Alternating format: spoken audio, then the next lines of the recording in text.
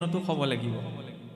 নামঘৰৰ দবাকোপ্তে আমাক মনত পেলাই দিয়ে দম দয়া আৰু দানৰ কথা।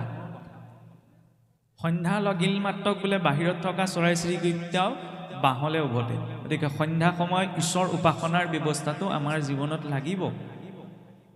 কৰিবা ভূতক দয়া সকৰুণ চিত্ত, সমস্ত প্ৰাণীৰ প্ৰতি দয়া, যিটো আমি সহজতে কৰিব নোৱাৰোঁ।